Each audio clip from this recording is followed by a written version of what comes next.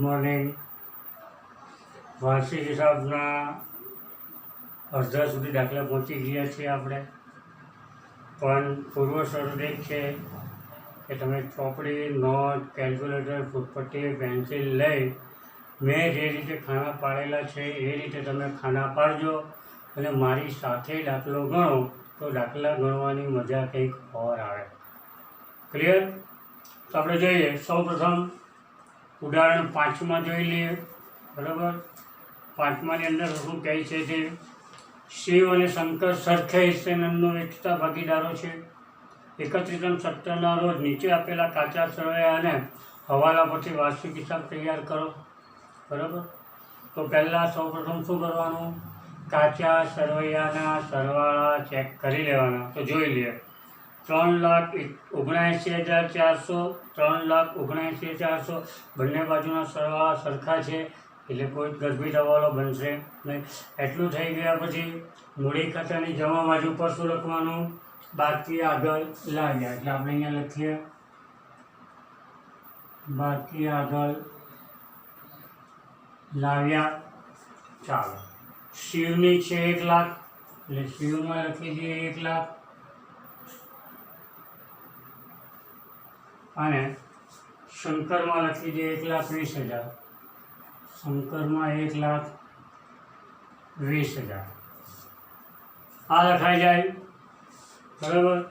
તરત જ ઉધાર બાજુ પર ઉપાડ સાથે લખી દો. ઉપાડ જોઈએ હોય તો લખવાનું, નહીં તો હમણાં રાખવાનું ડેશ. ચાલો. ઉપાડની કોઈ રકમ આપેલી નથી એ લખાઈ જાય એટલે તરત જ વેપાર ખાતાની ઉધાર બાજુ પર આવી જાઓ. અહીંયા લખો સર્વનો સ્ટોક. શરૂઆતનો સ્ટોક આપેલો છે 60,000 એ લખી દઈએ 60,000. તરત એની નીચે ખરીદીની રકમ છે 61,000 એ ઇનરમાં લખી દઈએ. બાદ ખરીદ પરત,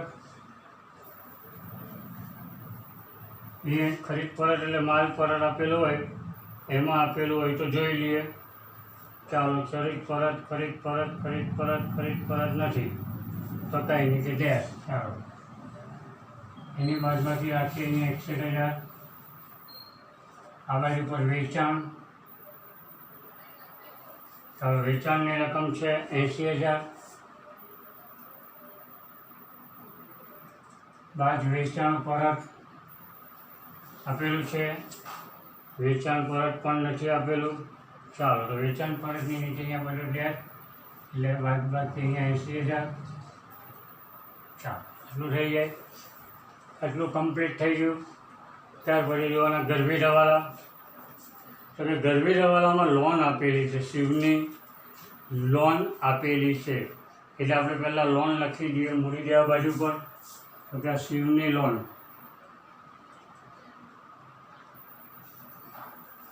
એ રકમ આપેલી છે 20,000. તો કે લખી દઈએ અહીંયા 20,000. ચાલો. એના પર ભાગીદાર છે એટલે 6% લેખે ગણવાનું. તો કે આના 6% લેખે ગણીએ તો 1,200 રૂપિયા વ્યાજ થાય. કેટલું? 1,200 રૂપિયા. 20,000નું 6% લેખે આખા વર્ષનું 1,200 રૂપિયા જાય. અંદર તારીખ આપેલી છે. તારીખ 1/7/16 છે એટલે 1/7/16 થી 31/17 સુધીના મહિના ગણી નાખવાનો. બરાબર? એટલે 7, 8, 9, 10, 11, 12 1, 2 ને 3 9 મહિના થાય. જો 12 મહિનાના 1,200 થાય તો 9 મહિનાના કેટલા થાય? 900 રૂપિયા. કેટલું વ્યાજ ગણવાનું? 900 રૂપિયા. અંદર જોવાનું કે ભાઈ લોનનું વ્યાજ આપેલું છે, જરા જોઈ લે. તો કે લોનનું વ્યાજ અંદર આપેલું નથી તો કંઈ વાંધો નહીં. તો કે નંદોની ઉધાર બાજુ પર લખી દઈએ એક લીટી છોડીને ચૂકવવાનું બાકી લોન વ્યાજ અને એ રકમ લખી દેવાની 900. બાકી એટલે પ્લસ એટલે સેમ સાઇઝ નોન એટલે આની અંદર લખી દઈએ પ્લસ. ચૂકવવાનું બાકી લોન વ્યાજ એ 900 રૂપિયાની અંદર પ્લસ કરી દઈએ એટલે 20,000 ને 900 બાદની કોલમમાં આવશે. ચાલો. બીજો કોઈ ગર્ભિત હવાલો છે નહીં. ચાલો. આખો સ્ટોકની કિંમત 40,000 છે, પણ તેની બજાર કિંમત 20% ઓછી છે. ઓછીની ગણતરી કરવાની. તો કે જો આખરનો સ્ટોક આ 40,000 મૂળ કિંમત, એમાંથી 20% બાદ કરીએ તો કે આના 20% બાદ કરો એટલે 8,000 બાદ કરીએ ઓછી કિંમત એટલે આવશે આ 32,000 બજાર કિંમત. હવે એમને કીધેલું મૂળ કિંમત કે બજાર કિંમત બેમાંથી જે ઓછી કિંમત હોય તે ધ્યાનમાં લેવાની. બરાબર? તો કેટલી લેવાની આવશે? તો અહીંયા 32,000 લેવાના. આખરનો સ્ટોક એક નોંધ અહીંયા લખી દઈએ. આખરનો સ્ટોક આ 32,000. એની બીજી પરમેનન્ટ નોંધ મિલકત લેણા બાજુ વચ્ચોવચ લખી દો. તો કે અહીંયા આખરનો સ્ટોક અને 32,000. ચાલો હજી આગળ બીજો ₹1,000નો માલ મળ્યો હતો, પરંતુ ખરીદ નોંધમાં લખવાનું રહી ગયું. નહીં નોંધાયેલી ખરીદી. જો તમે ખરીદીમાં પ્લસ કરો તો લેન્ડરમાં પ્લસ, ખરીદીમાંથી બાદ કરો તો લેન્ડરમાંથી બાદ. એટલે આપણે અહીંયા નહીં નોંધાયેલી ખરીદી પ્લસ કરીએ એટલે અહીંયા પ્લસ નહીં નોંધાયેલ ખરીદી અને એ રકમ છે 1,000. એટલે 1,000 પ્લસ કરીએ અહીંયા એટલે સરવાળો બહાર રાખીએ, અહીંયા રાખીએ 62,000. ચાલો ખરીદીનું પ્લસ તો લેન્ડરમાં પ્લસ, તો લેન્ડર અહીંયા લખી દઈએ. ચાલો લેન્ડર એટલે જો નીચે ગ્રાહક અને વેપારી આપેલું છે, એમાં જમા બાકી એ લેન્ડર કહેવાય. વેપારી જે છે એટલે 16,000 લખીએ અહીંયા ઇનર કોલમ. 16,000 પ્લસ નહીં નોંધેલ ખરીદી ₹1,000 પ્લસ કરીને બહાર લઈ લઈએ. ઓકે 1,000 પ્લસ એટલે બહારની કોલમમાં આવશે 17,000. ચાલો પછી આગળ ભાગીદારોની મૂડી પર 10% લેખે વ્યાજ અને ઉપાડ પર 5% લેખે વ્યાજ વસૂલ કરવાનું છે. ચાલો તો મૂડી પર વ્યાજ, તો મૂડીની નીચે લખી દઈએ મૂડીનું વ્યાજ. મૂડીનું વ્યાજ મૂડી પર 10% લેખે વ્યાજ એટલે 1,00,000ના 10% એટલે ₹10,000 થશે અને 1,20,000ના 10% એટલે 12,000 થશે. આની બીજી નોંધ નન્નો ફાની ઉધાર બાજુ એક લીટી છોડી દો. લોકો મૂડીનું વ્યાજ એમાં પહેલાં લખીએ શિવ 10,000, શંકર 12,000, બેનો સરવાળો 22,000.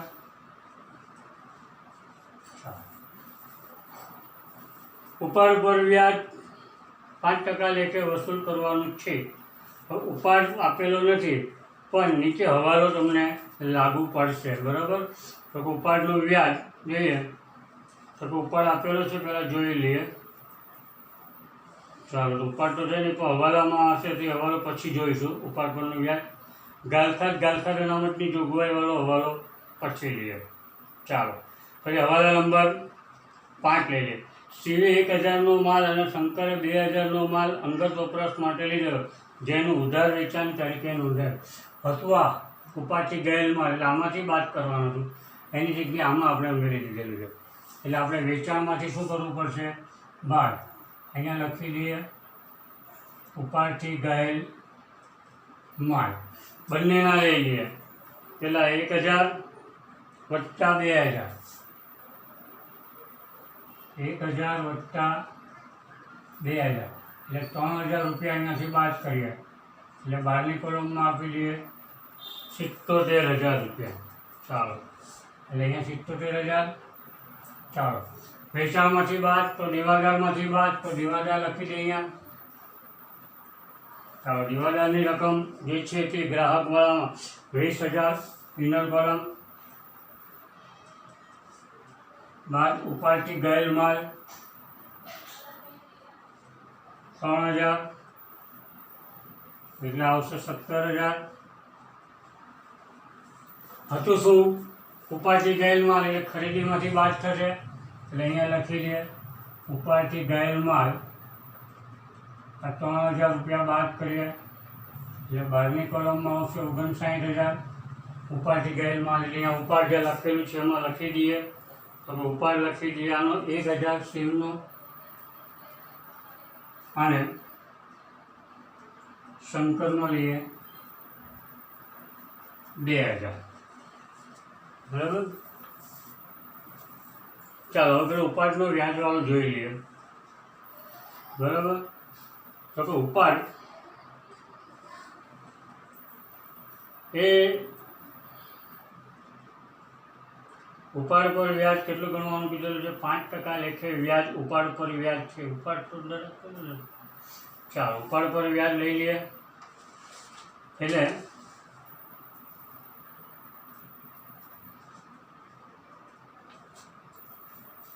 આની અંદર સરનું ઉપાડની રકમ આપેલી છે. સોરી, ચાલો ઉપાડ છે કેટલો છે? આનો 10,000 અને પેલાનો જે છે એનો આપેલો છે 20,000. તો ઉપાડ પર વ્યાજ લઈ લે. ચાલો ઉપાડ પર વ્યાજ ચાલો 10,000ના 5%. બરાબર. 10,000ના 5% એટલે 500 રૂપિયા થશે. આના પર 1,000 રૂપિયા થશે. ચાલો અહીંયા લખી દે ઉપાડનું વ્યાજ. ઉપાડનું વ્યાજ શિવ 500 રૂપિયા અને શંકર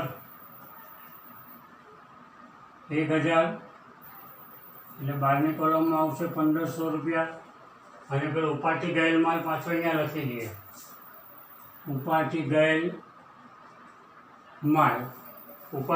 માલ આપણે લખી દઈએ. શિવના ખાનામાં 1,000 અને શંકરના ખાનામાં 2,000. ચાલો એટલે એ કમ્પ્લીટ થઈ ગયું. હવે પેલો ગાલખાટ અનામતવાળો હવાલો જોઈ લઈએ. ક્લિયર. ચાલો શું છે? ગાલખાટ અનામતની 3,000ની જોગવાઈ કરો તો કે આમાંથી બાદ ગાલખાટ અનામત નવી 3,000 બાદબાકી કરે એટલે બાદબાકી નીચે 14,000 આવશે. અને એમાંથી બાદ દેવાદાર પર વટાવ અનામત નવો 10% એટલે 1,400 રૂપિયા બાદ થશે. એટલે બાદબાકી 2 લઈ લઈએ. 0 0 10માંથી 4 જાય તો 6, 3માંથી 1 જાય તો 2, 12,600. ચાલો તો અહીંયા લખી દઈએ ગાલખાટ જૂની જે સરવૈયામાં ગાલખાટ આપેલી છે તે જુઓ. 1,400 રૂપિયા પિનલ કોલમ વત્તા ગાલખાટ અનામત નવી જે 3,000 રૂપિયા આપેલી છે 3. એટલે આ બંનેનો સરવાળો કરીએ તો 4400 બાદ ગાલખાટ અનામત જૂની અને એ આપેલી છે 6,000. આ 6,000 બાદ કરીએ તો -1,600 આવશે. એટલે એને આમ રાખવાનું અને બહાર લઈ જવાનું. અહીંયા લઈ જવાનું ગાલખાટ અનામત ખાતે. બરાબર. અને 12મી કોલમમાં 1,600 અહીંયા લખી દો. સામેથી લાવ્યા. પછી વટાવ અનામતમાં આપેલ વટાવ છે. વટાવ જોઈ લઈએ. ચાલો વટાવ છે નહીં. અને વટાવ અનામત ડાયરેક્ટ અહીંયા લખી દઈએ. દેવાદાર પર વટાવ અનામત ખાતે અને 12મી કોલમમાં 1,400. ચાલો હવે બધા ક્લિયર. હવે જે વિગત બાકી છે તે લખતા જઈએ. ચાલો મૂડીનું પણ આવી ગયું. શરૂઆતનો સ્ટોક આવ્યો. ખરીદી વેચાણ કસ્ટમ ડ્યુટી વેપાર ખાતાનો ખર્ચો. કસ્ટમ ડ્યુટી એ રકમ છે 20,000. તોલાઈ પણ અહીંયા તોલાઈ વેપાર ખાતાનો ખર્ચો 1,000. પ્રોવિડન્ટ ફંડ એ દેવું કહેવાય. એટલે મૂડી લેવા બાજુ પર પીએફ પ્રોવિડન્ટ ફંડ એની જમાબાકી 4,000 અને પ્રોવિડન્ટ ફંડમાં ફાળો ખર્ચ નંદનોની ઉધાર બાજુ. પ્રોવિડન્ટ ફંડમાં ફાળો એની ઉધાર બાકી 1000. સ્ટોક કોઈ પણ પ્રકારનો સ્ટોક મિલકત લેવા બાજુ પર આવે. સ્ટોક એ રકમ 22000. પગાર મજૂરી, આ શબ્દ ધ્યાન રાખજો. આ જોડકું આપેલું હોય પગાર મજૂરી, પહેલો શબ્દ પગાર તો એ તમારે નફા નુકસાન ખાતામાં લખવાનો, પણ એવું હોય મજૂરી ને પગાર, જો પહેલો શબ્દ મજૂરી હોય તો રકમમાં લખવાનો. એટલે આપણે અહીંયા નન્નુમાં લખાશે પગાર મજૂરી. પગાર મજૂરી છે 12000. લોન આવી મહાજન લાગો વેપાર ખાતામાં. મહાજન લાગો વેપાર ખાતાની અંદર લખવાના 2000. ફેક્ટરીનું મકાન મિલકત લેણા બાજુ. ફેક્ટરીનું મકાન એ બારોબાર લઈ લઈએ 1 લાખ. હવે અંદર જો એનો જ ઘસારો આપેલો છે કે એમાંથી બાદ નહીં થાય. હવાલામાં હોય તો જ બાદ કરવાનો, અને ફેક્ટરીના મકાનનો ઘસારો એ વેપાર ખાતામાં લઈ લેવાનો. અહીંયા ફેક્ટરી ઘસારો, ફેક્ટરી મકાનનો ઘસારો છે 10000. ક્લિયર? વીમા પ્રીમિયમ નંદનની ઉધાર બાજુ.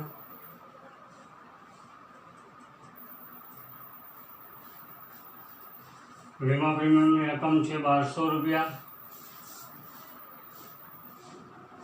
અગાઉથી ચૂકવેલ જો આવ્યું એને કહેવાય લટકણ્યું. ખાલી તમારે બાકી જોવાનું. બાકી શું છે? કંઈ બાકી છે નહીં, ઉધાર બાકી છે.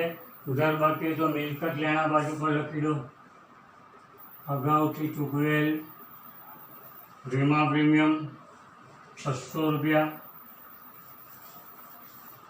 ડેમરેજ વેપાર ખાતાનો ખર્ચો, ડેમરેજ 200 રૂપિયા.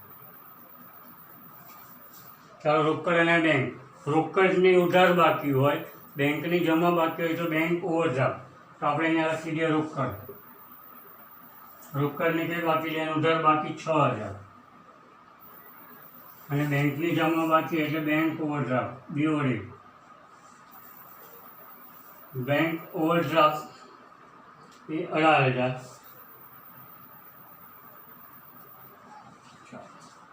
હુંડીમાં જોવાનું લેણી હુંડીની ઉધાર બાકી મિલકત લેણા બાજુ. દેવી હુંડીની જમા બાકી મૂડી દેવા બાજુ. એટલે આપણે અહીંયા લખી દઈએ લેણી હુંડી. લેણી હુંડીની ઉધાર બાકી એ છે 30000. લેણી હુંડી 30000. તો દેવી હુંડી મૂડી દેવા બાજુ જમા બાકી. દેવી હુંડી 14000. ચાલો વેપાર એટલે ગ્રાહક લેણદાર આવી ગયો. વ્યવસાય વેરો નંદનની ઉધાર બાજુ. વ્યવસાય વેરો. ચાલો વ્યવસાય વેરો છે 1000. ચાલો ચૂકવવાનો બાકી પગાર, લટકણીઓ બાકી જોઈ લેવાની, જમા બાકી મૂડી દેવા બાજુ. એટલે અહીંયા લખી દે ચૂકવવાનો બાકી પગાર. ચૂકવવાનો બાકી પગાર મૂડી દેવા બાજુ પર 1400 રૂપિયા. ચાલો ગાલખાદ ને ગાલખાદ અનામત આવી ગઈ. અહીંયા તમારો દાખલો ફિનિશ થઈ ગયા. સરવાળો બાદબાકી કરી લઈએ, જોઈ લઈએ. ચાલો વેપાર ખાતાની જમા બાજુનો સરવાળો થશે. એ સરવાળો આ ઉધાર બાજુનું ટોટલ મોટું થાય છે. ચાલો ઉધાર બાજુનું ટોટલ આવશે 1,52,200. એક ટોટલ અહીંયા મૂકી દઈએ 1,52,200. તો તફાવતની રકમ કાચી ખોટ કહેવાય. કાચી ખોટ કાં લઈ જવાની? નન્નું ખાતે. અને કાચી ખોટ આવશે 43,200. એને અહીંયા લખી દેવાનું, લીટી છોડેલી જ છે. નન્નુની ઉધાર બાજુ કાચી ખોટ 43,200. ચાલો તો આ ટોટલ કરીએ. નન્નુની જમા બાજુ ટોટલ થશે, ઉધાર બાજુનું ટોટલ છે 60,700. એક ટોટલ 60,700 જમા બાજુ. તો તફાવતની રકમ લઈ લઈએ.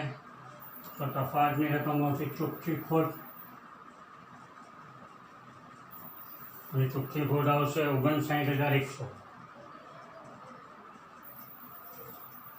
આ ચોખ્ખી ખોટ નનનો ફાની ઉધાર બાજુ. અહીંયા લખો નનનો ફા ખાતે.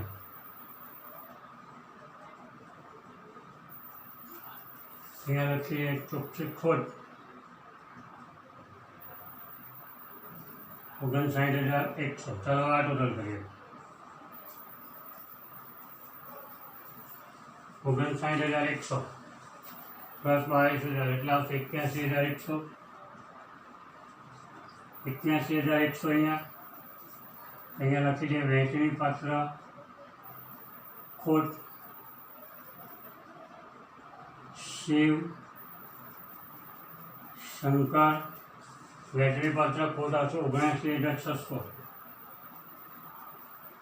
ચાલો આ વેચવાનું કઈ છે, પહેલાં કીધું સરખેજ છે ઉપર છે, અને સરખેજ છે તો 39,800. શિવના 39,800, શંકર 39,800. ચાલો રહી ગયો. તો મૂડી ખાતાની ઉધાર બાજુ પર લખી દઈએ વહેંચણી પાત્ર ખોટ. વહેંચણી પાત્ર ખોટ અહીંયા લખી દઈએ 39,800. 39,800. ચાલો એની બાકી સુધી કરીએ. ચાલો શિવનું ટોટલ થશે 1,10,000, અને આનું આવશે 1,32,000. ચાલો 1,10,000, 1,32,000 અહીંયા લખી દઈએ. બાકી આગળ લઈ ગયા તો શિવનું જે બાદબાકી કરશો 58,700 આવશે. 58,700 અને પેલાનું આવશે 69,200. 69,200 એને અહીંયા લખી દો મૂડી શિવ શંકર 58,700 પ્લસ 69,200 સરવાળો કરી લઈએ. 0 0 7 ને 2 9, 8 ને 9 17, 6 ને 6 12, 1,27,900. અને છેલ્લે ટોટલ કરી લઈએ. આખા સરવાળાનો સરવાળો કરીએ. બંને બાજુનો સરવાળો સરખો આવવો જોઈએ. 2,03,200. 2,03,200. 2,03,200. બહુ સહેલો દાખલો છે, બરાબર. ખાલી એટલું ધ્યાન રાખવાનું કે ફેક્ટરીના મકાનનો ઘસારો અહીંયા લખવાનો છે, બરાબર. એટલે આ રીતે દાખલો તમારો કમ્પ્લીટ થઈ જાય. પણ તમે નોટ પેન ચોપડી બધું લઈને બેસીને સાથે દાખલો કરજો. પણ ચોપડીની અંદર શું છે, મૂડી ખાતું નથી બન્યું. ચોપડીમાં મૂડી ખાતું બનાવેલું નથી, એને આમાં એન્ટ્રી આપેલી છે, બરાબર. તેની કરીને મૂડી ખાતું બનાવી દેવાનું. આપણે મૂડી ખાતું બનાવે એટલે ચોપડીમાં બી આ જ જવાબ આપ્યો હશે. જો છેલ્લે જે મૂડીની છે બહારની કરોડમાં રકમ હશે ત્યાં જ હશે 58,700 ને 69,200. બરાબર. Okay, thank you. હવે પછીનું ઉદાહરણ પછીના લેક્ચર્સની અંદર જોઈશું. Okay, good bye.